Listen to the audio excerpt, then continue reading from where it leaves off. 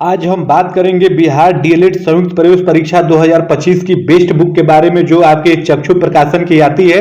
अगर आपको बिहार डीएलएड संयुक्त प्रवेश परीक्षा 2025 की परीक्षा देनी है, उस परीक्षा में आपको अच्छा करना है, सरकारी कॉलेज आपको चाहिए, तो ये बुक आपके लिए रामबाण साबित होगी। क्योंकि इस बुक में आप देखेंगे हर एक टॉपिक को काफी अच्छे तरीके से सरल भाषा में आपके लिए समाहित किया गया है, दिया गया है। तो आप इसको एक बार लेके पढ़ेंगे तो अपने आप को बहुत मजबूत स्थिति में पाएंगे, और किसी भी परीक्षा को एकदम मजबूत स्थिति में अपने आप को पाने के लिए प्रैक्टिस सेट भी लगाना काफी महत्वपूर्ण हो जाता है। तो आप देखेंगे कि चक्षु प्रकाशन का आपका प्रैक्टिस सेट भी आता है दोस्तों, तो अगर उसको लेके भी आप हल करते हैं तो और आप अपने आप को मजबूत स्थिति में पाएंगे। और ये बुक आप देखेंगे आसानी से आपको फ्लिपकार्ट, अमेजन, स्नैपडील और इनके वेबसाइट पे जाके भी आप वहां से ऑर्डर कर सकते हैं। आपको घर बैठे ये बुक आपको प्रोवाइड करा दी जाएगी। जय हिंद साथियों, कैसे हैं आप सभी। उम्मीद करता हूं आप सभी अच्छे होंगे, मस्त होंगे। जिन भी भाई बहनों का एडमिशन बीएड 2024 से 26 वाले सत्र में हुआ है, पहले सेमेस्टर का आपको एग्जाम देना है जेएनसीयू बलिया यानी जननायक चंद्रशेखर विश्वविद्यालय बलिया में। अगर आपने बीएड पहले सेमेस्टर में एडमिशन ले रखा है और आपको पहले सेमेस्टर का एग्जाम देना है, तो मैं सारा कुछ आपको बताया हूं कि पहले सेमेस्टर में आपके 4 एग्जाम होंगे। पहले 2 पेपर 100 नंबर के, तीसरे और चौथे पेपर आपके 50-50 नंबर के, फिर आपका 50 नंबर का प्रैक्टिकल। इस प्रकार से होगा।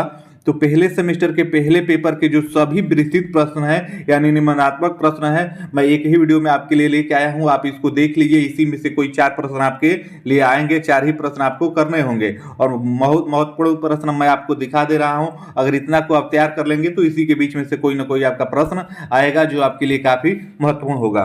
तो ये वीडियो की शुरुआत करते हैं, और इन प्रश्नों को आप देख लीजिए। इनमें से केवल ही आपको 4 प्रश्न करने होंगे, इनको आप एक बार तैयार कर लीजिए। इसी में से कोई ना कोई आएगा, ये एकदम फिक्स है, क्योंकि आप देखेंगे बीएड का सिलेबस एकदम फिक्सेबल है। इसी प्रश्नों में से घुमा घुमा के पूछता है, कोई अलग से प्रश्न आपको नया देखने को नहीं मिलता है। तो अगर आप इस प्रश्न को तैयार कर लेते हैं कि शिक्षा दर्शन का गत्यात्मक पहलू है, इस कथन के आधार पर शिक्षा और दर्शन के संबंध को स्पष्ट कीजिए। तो इसी का आप देखेंगे दूसरे भाषा में भी ये भी प्रश्न बन सकता है कि शिक्षा दर्शन का गतिशील पहलू है, इस युक्ति की सतर्कता पूर्वक व्याख्या कीजिए। फिर यही प्रश्न आपसे पूछ सकता है कि दर्शन और शिक्षा एक सिक्के के 2 पहलू हैं, इसकी पुष्टि कीजिए। फिर यही प्रश्न आप देखेंगे कि शिक्षा दर्शन को परिभाषित कीजिए, दर्शन एवं शिक्षा के संबंधों को स्पष्ट कीजिए। तो अगर एक प्रश्न आप तैयार कर लेंगे तो इन चारों प्रश्नों को कर लेंगे। इन चारों प्रश्नों का एक ही आंसर होगा, एक ही बात आपको लिखनी है इन चारों प्रश्नों से जुड़ा हुआ। तो ये प्रश्न आपके लिए महत्वपूर्ण होगा, किसी न किसी रूप में आपसे जरूर पूछेगा, तो इसको भी आप तैयार कर लीजिएगा। उसके बाद ये देखिए, ये भी प्रश्न काफी महत्वपूर्ण है मेरे भाई। शिक्षा में तत्व मीमांसा की भूमिका का वर्णन कीजिए। ये लघु उत्तरी में या दीर्घ उत्तरी में जरूर देखिएगा, आपसे पूछेगा, तो इसको आप तैयार कर लीजिएगा।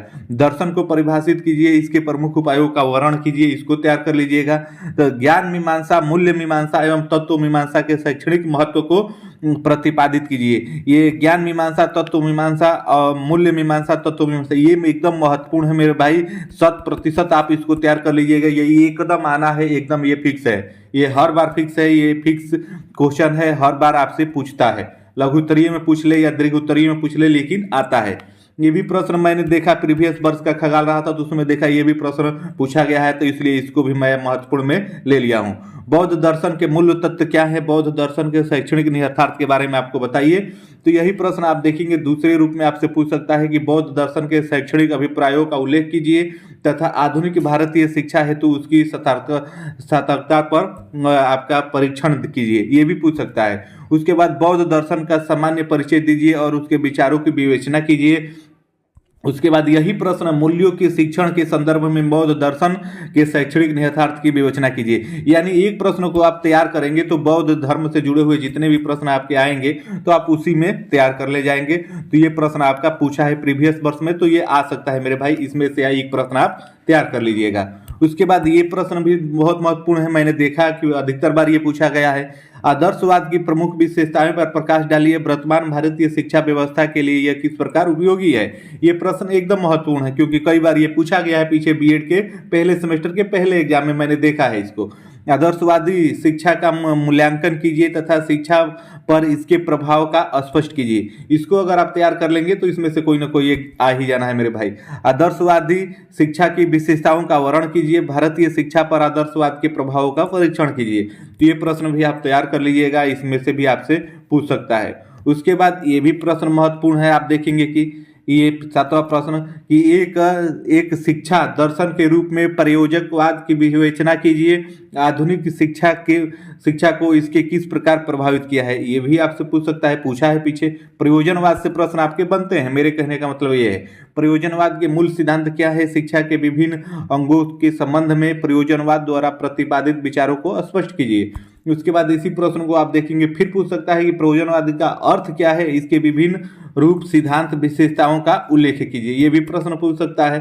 तो इस प्रकार से है, इसको भी आप तैयार कर लीजिएगा, जरूर ये प्रश्न आपके सामने आ सकता है। उसके बाद शंकराचार्य से भी प्रश्न आपके बीएड पहले सेमेस्टर के पहले पेपर में बने हैं, कई पेपरों में मैंने पीछे देखा।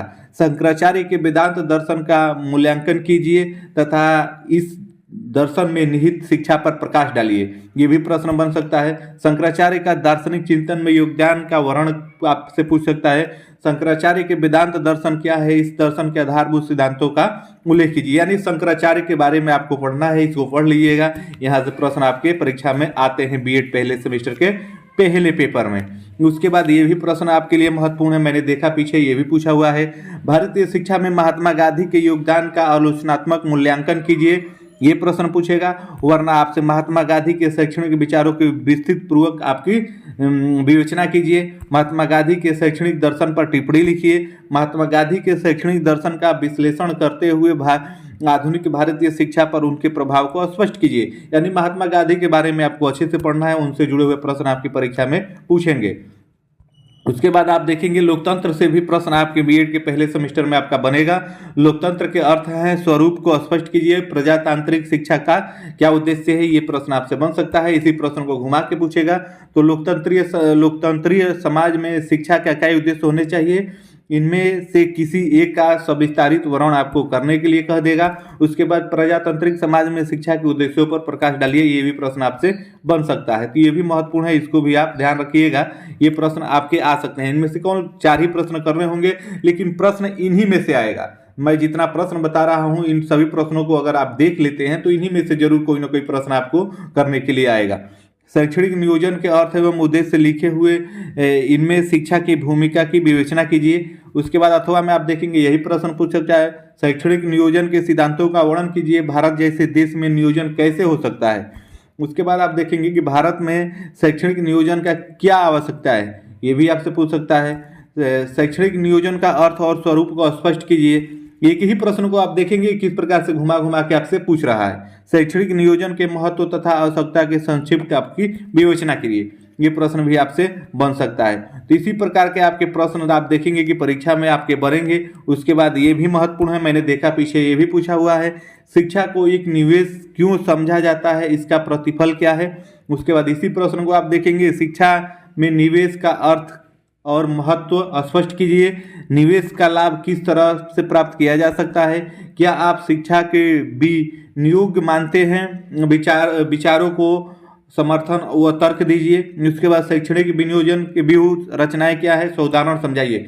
तो ये इतना प्रश्न मैंने आपको बताया, लगभग 19 के आसपास में प्रश्न बनाए अथवा करके। तो इन प्रश्नों को आप तैयार कर लेते हैं तो आप देखेंगे कि इन्हीं में से कोई 4 प्रश्न आपके बीएड पहले सेमेस्टर में आपके विस्तृत में पूछे जाएंगे, निबंधात्मक में पूछे जाएंगे, जिनको आपको 500 शब्दों से कम में ही लिखना होगा। तो इन्हीं में से कोई ना कोई पूछे जाएगा मेरे भाई, ये 100% है। तो आप इसको एक बार देख लीजिए और इसको तैयार कर लीजिए, इसी में से कोई ना कोई आएगा। ये पेपर आपको 6 जनवरी को है, तो इसको आप देख लीजिए। मुश्किल से आपके 4 दिन और आपके बचे हुए हैं। तो फिर मिलते हैं अगली अपडेट में, तब तक के लिए आप सभी को जय हिंद, धन्यवाद।